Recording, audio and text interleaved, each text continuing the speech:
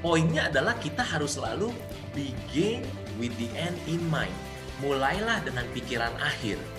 Jadi kita mesti buka wawasan, ganti kacamata kita, ngelihat Mount Everest, kita pikir gunung tertinggi di dunia ini Mount Everest yang itu. Ternyata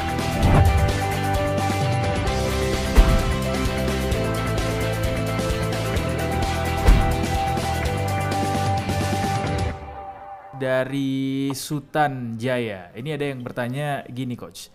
Gimana selanjutnya akan melakukan sebagai pengusaha, apalagi di saat ini pandemi, untuk menciptakan market yang kompuls katanya dan juga minim risiko.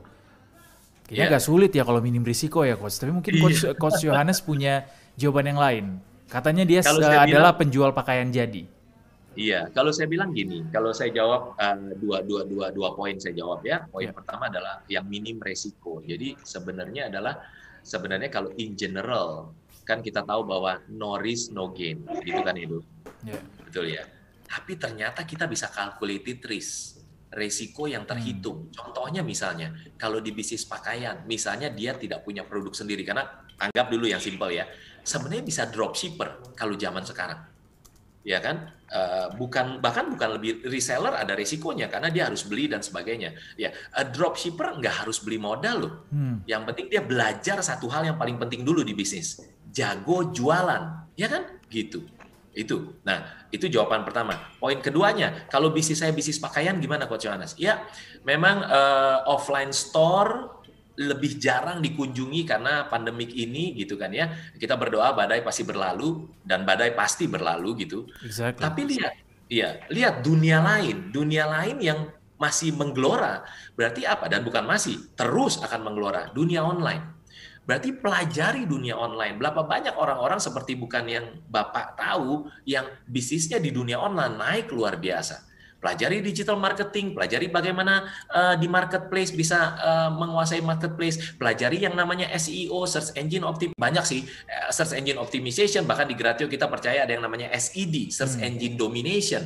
Bagaimana SEO di marketplace, bagaimana SEO di Google, bagaimana social media marketing. Wah, masih banyak lagi sih. Ada banyak sekali hal baru yang bisa kita pelajari di dunia online ya, Coach ya. Betul, tapi kalau memang base-nya offline, jangan tinggalin offline-nya. Karena kenapa nggak dua dunia? Memang sekarang offline in general lagi meredup sedikit karena pandemi. Tapi kita siapin bisnis kita benar-benar biar 4 kaki mejanya itu kuat banget. Kalau ini musim dingin, kita menggigil. Nanti musim panas, bisnis yang paling maju adalah bisnis yang pemilik bisnisnya kerja keras pada saat musim dingin, gitu loh. Oke, jadi persiapan itu sangat penting dalam menghadapi setiap musim yang akan kita lalui di depan nanti. Oke. Kita kembali ke Zoom lagi, Coach. Ada Mas Ikhwan yang katanya udah ready ya buat bertanya. Selamat sore, Mas Ikhwan. Selamat sore, Coach. Selamat sore, Mas Ikhwan. Boleh langsung pertanyaannya, Mas Ikhwan. Ya, ini kan judulnya menarik banget ya, Business is Fun ya. Mungkin yang jadi pertanyaan saya tuh kadang-kadang jadi challenge gitu ya. Kalau misalnya kita katakanlah sudah membangun, mulai merintis lah katakanlah, sudah ya oke lah, sudah mulai ada semacam ya profit segala macam, tapi itu sering ada rasa kebosanan gitu di dalam sana ketika menjalankannya gitu. Gimana sih kita persisten gitu, terus membesarkannya gitu. Kadang-kadang kita bosan, coba yang lain lagi gitu. Nah itu challenge-nya kayak gitu kayaknya. Gimana, Coach? Buat orang yang cepat bosan dalam bisnis nih, Coach. Iya. Mas Ikhwan, saya nanya, kalau profitnya tadi saya tambahin 0,3 di belakang, cepat bosan nggak? 0-nya 3 di belakang gitu. Berapapun profit Mas Ikhwan sekarang, saya tambahin 0,3 di belakang. Enggak juga sih, pasti enggak. Nah, jadi poinnya apa? Poinnya bukan bahwa Mas Ikhwan itu orang bosenan. Poinnya adalah kita harus selalu begin with the end in mind. Mulailah dengan pikiran akhir. Jadi kita mesti buka wawasan, ganti kacamata kita, ngelihat Mount Everest, kita pikir gunung tertinggi di dunia ini Mount Everest yang itu. Ternyata begitu kita daki, ada gunung yang lebih tinggi dari Mount Everest yang kita lihat puncaknya. Dan di atas gunung yang Mount Everest tadi ada lagi another puncak, di atas langit ada langit gitu kan ya. Nah, kalau Mas Ikhwan tahu bahwa wow, bisnis Mas Ikhwan ini bisa gokil banget kalau digedein luar biasa, nggak akan bosen. Ya nggak sih? Nah, itu yang harus dicari. Tapi kalau kita terus jadi hamsterpreneur, kita bosen kenapa? Karena setiap kita datang ke kapal bisnis kita, selalu masalahnya sama terus. Ada customer komplain begini, kita harus turun tangan, ngatasin customer komplain, gitu ya Mas Iswan ya. Kalau terus tim ada yang miscommunication, ada yang miss, kita bilang, kan gue udah bilang begini, lo kenapa nggak gini? Capek deh hard eating, gitu lagi kan ya. Kayak gitu, kayak bisa bahasa Indonesia nggak sih? Apa mesti ngomong Jerman gitu kan? Itu hard eating. Itu kalau nggak tahu cara praktisnya, dapetin karyawan bagus. Kalau tahu sih seru banget, bisnis is fun. Terus supplier, terus kita mesti cari barang, kadang-kadang ada yang nggak masuk, kita harus jadi supirnya nganterin. Ya bosen kalau begitu terus, karena kan itu berarti hamsterpreneur. Tiap hari melakukan yang sama. Tapi kalau misalnya kita udah bisa bikin bisnis kita go to the next level, yang di bagian bawah kita mulai delegasi dengan cara yang praktis ya, sekali lagi ya, bukan cuma nyerahin tugas, Mas Ihwan tuh punya waktu untuk berpikir lebih strategik. Bagaimana mungkin bosen, seru banget. Karena bisa berpikirnya bukan operasional terus gitu kan ya. Tapi udah mulai pikir, ini bisnis saya kalau supaya bisa tambahin, nggak usah tambahin 3 di belakang deh nolnya. Tambahin 01 di belakang gimana ya? Bagaimana caranya? Saya sering berpikir dan saya sering sharing ke klien-klien kita gitu ya, bahwa gamenya adalah bukan growth berapa lah, tambahin 0 aja di belakang. Nah, bagaimana caranya untuk bisa mencapai tambah 0 di belakang? Itu Mas Ihwan. Pasti menarik dong buat Mas. Tadi kan udah dijawab tuh langsung. Mas, kalau di belakang tambahin 03, Mas, bosan nggak sama bisnis Mas? Wah, enggak dong Coach Yohanes gitu kan. Ya udah, ayo kita pelajari caranya gimana supaya kita mengerti marketing and branding, kita mengerti sales conversion, kita mengerti bagaimana bikin sistem biar nggak semuanya kita harus mengerti financial dashboard, kita harus mengerti, itu barusan saya kasih tahu 4 kaki mejanya Gratio tuh, dan mengerti top table-nya, bagaimana meja atasnya itu, tim karyawan bagus mau bekerja di bisnis kita, ngantri mau bekerja. Seru nggak Mas Ivan? Walaupun bisnis kita masih kecil loh, bisa kalau tahu caranya. Bahkan bagaimana mengajarkan tim dengan automation, sehingga tim makin lama makin pinter. Bagaimana caranya supaya bikin tim senang dan loyal dan bekerja bersama-sama di kapal bisnis kita. Nggak bosan pasti. Oke, jadi kalau mau biar bisa nggak bosan, harus simpelnya temukan potensi bisnis atau potensi yang ada dalam kita ya Coach ya. Biar kita paham mau ngembanginnya kayak gimana sehingga nggak buta gitu dalam menjalankan bisnisnya. Iya, betul banget. Oke. Mas Ihwan, ada pertanyaan lanjutan atau cukup? Ya, mungkin satu lagi ya. Oke. Jadi dalam ketika merintis itu apa sih ya hal yang pertama? Tadi kan goalnya kan kita bisa bisnis jalan, kitanya bisa jalan-jalan gitu. Kira-kira tahap stepnya di awal itu apa aja ya gitu urutannya? Oh iya. Stepnya di awal adalah yang pasti jangan ngomongin autopilot dulu. Bener dong Mas Iwan, ya kan? Jadi saya selalu ngingetin diri sendiri dan banyak orang bahwa fokus dulu waktu kita merintis bisnis, fokus dulu satu hal yang paling penting di bisnis apapun. Nah, itu Edo tuh. Satu hal yang paling penting di bisnis apapun. Apa yuk Mas Iwan? Satu hal yang paling penting di bisnis apapun apa? Edo sama Mas Iwan tahu, bisa jawab lah pasti. Basic banget jawabannya. Marketing?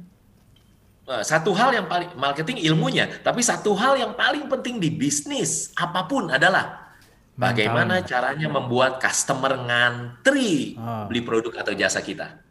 Jadi langkah pertamanya bangun bisnis udah kagak usah ngomongin autopilot dulu lah, profitable dulu dong. Berarti kita harus kuasai itu yang namanya leads generation strategy, ya kaki meja pertamanya Gratio, ya 4 kaki meja kan, atau marketing and branding. Yang kedua, pelajari bagaimana sales conversion, ya leads conversion. Jadi bicara mengenai sales strategy, bagaimana caranya calon customer yang datang ke bisnis kita itu jadi beli dan belinya semakin banyak dan semakin banyak. Itu dulu langkah pertamanya, Ihwan. Oke, jadi nanti step keduanya baru tuh ngomongin bagaimana bikin autopilot. Jangan ngomongin autopilot dulu lah, kita lagi kerja keras dulu gitu kan Edo ya. Gimana caranya pokoknya supaya untung dulu ya Coach ya. Betul, autopilot step kedua nanti. Betul. Oke. Kejawab ya Iwan ya. Ini by the way Edo boleh dikasih lagi berarti buku bisnis Iswan ya? Boleh dong. Iwan ya, siap. Selagi ada kita kasih. Buat Mas Ihwan satu lagi buku bisnis Iswan dari Coach Yohanes. Nanti tanya detik.com dan Gratio ya cara dapetinnya Ihwan ya. Okay. Siap. Terima kasih Mas Ikhwan. Selanjutnya di Zoom ada lagi nih setelah Mas Ikhwan dari Mas Agustiono, katanya udah ready buat nanya. Selamat sore Mas Agus. Ya, selamat sore Pak. Selamat sore Mas Agus. Mas Agus ada pertanyaan apa? Ya, mohon izin. Tadi saya bertanya di Facebook. Ini jujur saja 5 tahun lalu saya move on juga coach dari karir ke entrepreneur. Wah, luar biasa. Semangat. Ya, saat move on cicilan bank tuh 28 juta sebulan coach. Berani aja. Apa tuh? Cicilan bank waktu masih karir. Ambil kredit. Ya. Langsung Buat move rumah. on. Iya, jadi ada challenge. 28 juta sebulan harus dicicil coach. Oke, siap. Jadi gini coach, sembari berjalan karena memang saya merasakan bisnis is fun, cuman saat ini saya ada dilema coach. Ya. Bahwa seiring pertumbuhan bisnis itu kita harus membentuk tim hebat coach di dalamnya tentunya. Betul. Ya, cuman saya belum dapat formulasi yang tepat coach bagaimana merekrut tim hebat tersebut. Sesuai dengan kemampuan pertumbuhan usaha gitu coach. Ada ide dan saran mungkin coach? Ada banget, dan pertanyaannya bagus banget ya Mas Agus. Jadi saya sangat percaya bahwa bangun bisnis itu nggak bisa sendirian, itu udah pastilah gitu ya. Makanya nasihat saya dan advice saya dan pegangan saya selalu adalah buat para entrepreneurs yang lagi bangun bisnis dan bikin bisnisnya profitable autopilot adalah tugas utama pemilik bisnis, stop jadi Superman, atau kalau yang wanita, stop jadi Superwoman, and bangun super team. Itu tugas utama kita sebagai pemilik bisnis. Nah, cuman pertanyaannya bagaimana dapetin tim yang bagus gitu kan, karyawan yang bagus. Karena banyak dari pemilik bisnis waktu mau cari karyawan bagus, nggak tahu caranya, pasang iklan lowongan sana-sini, tapi yang datang karyawannya under spec, di bawah harapan gitu ya Mas Agus ya. Ya, bahkan kalau ngelihat CV-CV yang masuk, aduh kok udah pasang iklan lowongan begini banyak, yang masuk kenapa sedikit ya? Udah gitu Anda liatin dia gimana, CV-nya aja Anda liatin, ya ampun kok jauh dari harapan ya. Belum lagi ada saatnya Mas Agus pernah ya ngelihat foto dari yang calon kandidat yang melamar. Ini kalau nggak tahu cara praktisnya ya. Itu begitu ngelihat fotonya aja, setengah energinya Mas Agus udah kesedot. Lihat fotonya doang, terus tiba-tiba, kok gue lemes gitu ya. Pernah nggak gitu ya Mas Agus ya? Jadi, ya itu manggut-manggut gitu ya Edo ya. Jadi, ya kenyataannya begitu. Tapi, kalau kita tahu cara praktisnya Mas Agus, kalau di Gratio kita nyebutnya Gratio Power Recruitment. Mulai dari cara pasang iklan lowongannya saja sudah berbeda. Ya, itu. Lalu kemudian cara screeningnya berbeda, cara interviewnya yang dinilai berbeda. Karena dari ujungnya inputnya sudah berbeda, prosesnya berbeda, outputnya akan berbeda.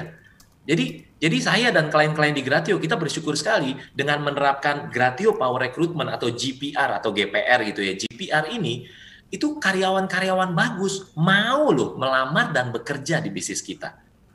Karena kita tahu dari ujung ke ujungnya caranya menarik karyawan bagus. Nah, tapi saya juga mau ngingetin buat kita, kapten kapalnya. Kan pemilik bisnis ibaratnya kayak kapten kapal lah, Mas Agus gitu kan. Kita tuh harusnya di atas. Tapi kebanyakan dari kita terlalu turun ke ruang mesin, terlalu turun ke ruang cuci pakaian kalau ini kapal pesiar, terlalu turun ke ruang makan gitu untuk siapin makanan buat kapal pesiarnya gitu. Harusnya nggak boleh begitu, karena nanti terjebak jadi hamsterpreneur lagi. Kita harusnya di tempat kapten. Nah, tips saya, selain bahwa tugas utama kita adalah membangun super team, tips saya adalah, saya ingat banget salah satu mentor saya, coach saya, guru saya tuh ingetin satu, bahwa you get the people you deserve. Kita tuh dapetin orang yang kita memang berhak dapet. Artinya gini, kalau kita di sini levelnya, dan kita mau dapetin orang yang mendekati kita, tidak mudah. Kemungkinan dapat orang di bawah sini, ya kan? Berarti kita harus, untuk bisa dapetin orang yang seperti kita, siapa dulu yang harus naik dulu? Kita dulu. Kitanya, sayanya. Begitu sayanya naik di sini, maka orang-orang yang di sini akan tertarik untuk bekerja bareng sama kita. Sampai satu titik, kita akan ketemu orang-orang yang di atas kita, lebih pintar dari kita, itu mau loh bekerja sama kita. Kenapa? Karena kitanya invest di hidung ke atas, yaitu di sini. Kita fokus on leadership kita, strategic thinking kita, bagaimana people skill kita, maka baru deh kita bisa menarik orang-orang bagus. Dan bahkan jawaban tips ketiga saya buat Mas Agus adalah coba deh keluar dari sepatu kita sebagai pemilik bisnis, ya Mas Agus ya. Kalau sekarang kita di sepatu atau pakai topi atau kacamata pemilik bisnis kita keluar dulu dari sepatu kita, jadi sepatu karyawan yang mau bekerja di bisnis kita. Ya, dan bayangkan ini pertanyaannya. Begitu Mas Agus keluar dari sepatu Mas Agus jadi calon karyawan yang mau bekerja di bisnis Mas Agus mau nggak bekerja di bisnis Mas Agus sendiri? Nah, sebagai karyawan. Untuk bisa tahu ya, Coach ya. Iya, pengalaman saya banyak pemilik bisnis yang lain, Edo begitu digituin. Iya sih Coach, gue juga nggak mau. Loh, kenapa Bapak nggak mau? Dia mulai kasih reason tuh, karena begini gitu kan. Terus dia sadar sendiri, iya ya Coach, pantesan nggak dapat karyawan bagus gitu kan. Karena ternyata dianya nggak tahu, nggak nyiapin kapal bisnisnya keren gitu. Oke. Itu sih jawabannya buat Mas Agus. Oke. Semoga bisa diterima ya jawabannya Mas Agus ya. Tadi Coach Yohanes sudah bilang bahwa memang berhenti untuk jadi Superman tapi bangunlah super team, dan juga kalau memang ingin mendapatkan karyawan yang sesuai dengan yang kita inginkan sebagus mungkin ya, kita juga harus bisa menjadi pribadi yang sebagus mungkin juga. Karena tadi Coach Yohanes bilang you get the people you deserve, you get what you give gitu ya.